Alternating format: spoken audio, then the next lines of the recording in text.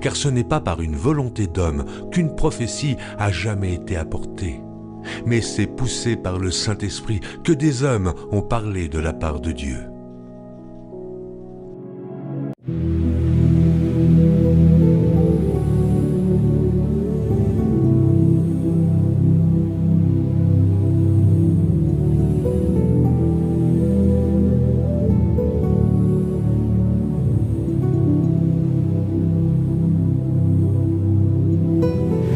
Message donné par l'homme de Dieu. Félicitations, Monsieur le Président Félix de la RDC. Mais des protestations commenceront très bientôt. La vie de plus en plus chère, les violences dans le pays, la corruption et le voisin étranger qui se nourrit dans votre pays vous cherchera des querelles. L'origine de ces choses est en haut.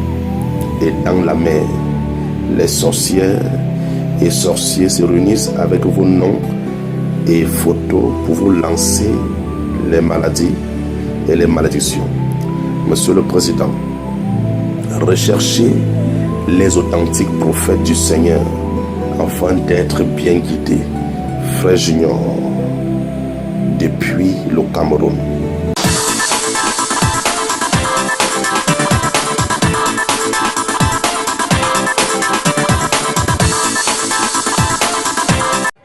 Des déplacés à perte de vue. Des colonnes entières de villageois en fuite, épuisés et terrifiés par ce qu'ils ont vécu cette nuit dans la ville de Saké. Ça a commencé à 3 h du matin, on a entendu des bombes. Puis à 5 h, ça bombardait encore au niveau de l'antenne du M23.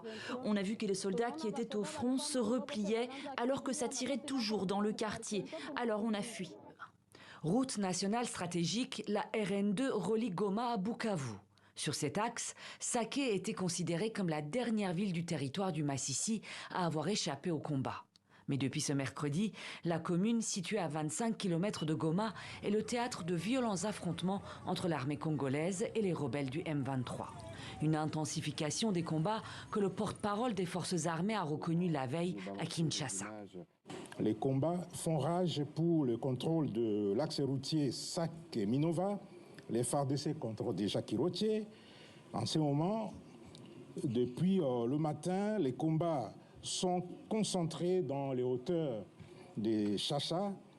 Les FARDC sont obligés de se battre jusqu'à la dernière goutte de sang. Elles sont obligées de réussir. En attendant, sur le terrain, le nombre des civils morts, blessés ou déplacés ne cesse de grimper. Sur la route de Goma, ceux qui ont survécu témoignent de la violence des combats. Les gens meurent comme des mouches. Certains se font tuer sur la route pendant la fuite. Regardez le nombre de personnes qui arrivent ici à Mugunga. Tous ceux qui étaient à Saké sont ici. Là-bas, on s'est retrouvés au milieu des combats. Saké est sur le point de tomber. Qu'allons-nous faire maintenant? Il ne reste que le lac comme lieu de refuge.